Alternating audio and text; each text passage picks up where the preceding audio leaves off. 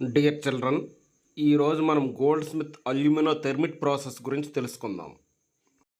ఈ ప్రక్రియను 1895లో జర్మనీకి చెందిన రసాయన శాస్త్రవేత్త హాన్స్ గోల్డ్ స్మిత్ కనుగొన్నారు.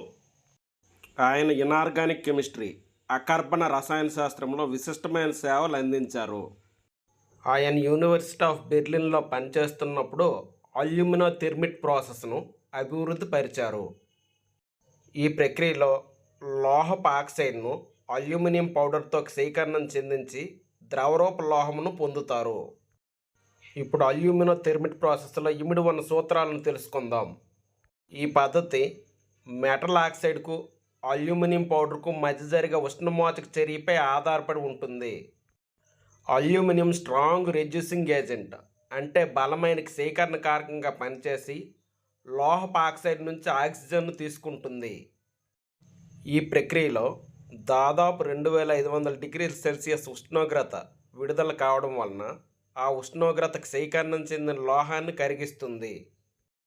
ఈ చర్యలో ఫెర్రిక్ ఆక్సైడ్ను అల్యూమినియం ద్రవరూప ఐరన్గా మారుస్తుంది. ఈ ద్రవరూప ఐరన్ వెల్డింగులు చేయడంలో ఉపయోగపడుతుంది. ఇచ్చటి ఫెర్రిక్ ఆక్సైడ్ ద్రవరూప ఐరన్గా మారడం క్షయీకరణం. Here the reducing agent is aluminium. ఇచ్చట అల్యూమినియం ఆక్సైడ్గా మారడం ఆక్సీకరణం. ఈ విధంగా ఒక రసాయన చర్యలో ఆక్సీకరణం క్షయీకరణం రెండూ జరిగితే ఆ చర్యను రెడాక్స్ చర్య అంటారు. This is a chemical displacement reaction also. ఇది ఒక రసాయన స్థానభ్రంశ చర్య కూడా అవుతుంది. Thermit mixer is placed at the bottom of the crucible containing magnesite lining and tapping plug. At the top of the thermit mixer, ignition mixer is placed. A magnesium ribbon is inserted in ignition mixer. When fire is given to magnesium ribbon, it catches the fire and goes into ignition mixer. Mixture of barium peroxide and aluminum are used in ignition mixer. Ignition mixture రసాయన చర్య జరగడానికి కావలసిన ప్రారంభ ఉష్ణోగ్రత, అంటే ignition టెంపరేచర్ను ఇస్తుంది. The mixture of ferric oxide and aluminium in the ratio 3:1 is called thermite mixture. ఈ థెర్మిట్ మిక్సర్లో ఏ లోహాన్ని పొందాలంటే ఆ లోహ ఆక్సైడ్ను 3 భాగాలు, అల్యూమినియంను 1 భాగము తీసుకోవడం జరుగుతుంది. After chemical reaction, required liquid metal is come out through tapping plug. రసాయన చర్య జరిగిన తర్వాత కావలసిన లోహం యొక్క ద్రవము ట్యాపింగ్ ప్లగ్ ద్వారా బయటికి వస్తుంది. To avoid liquid metal spreading out, అంటే ద్రవరూప లోహం బయటికి రాకుండా ఉండడానికి.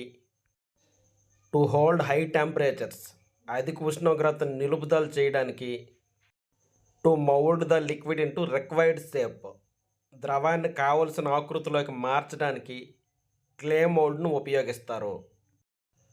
ఈ క్లే మౌల్డ్ బంకమట్టి, సిలిక మరియు ఇతర పదార్థాలతో తయారై ఉంటుంది. ట్యాపింగ్ ప్లగ్ నుంచి విడుదలైన ద్రవరూప లోహం విరిగిన రీల్ పట్టా మధ్య చేరి పట్టాలు అతుకుపడతాయి. Broken girders are joined by liquid metal released by tapping plug. ఇప్పుడు థెర్మిట్ ప్రాసెస్ యొక్క అనువర్తనాలను చూద్దాం. ఈ పద్ధతిని రైలు పట్టాలు అతికించడంలో ఉపయోగిస్తారు. లోహ సంగ్రహణ శాస్త్రంలో ఆక్సైడ్ల నుంచి శుద్ధ లోహాన్ని పొందడానికి ఈ పద్ధతిని ఉపయోగిస్తారు.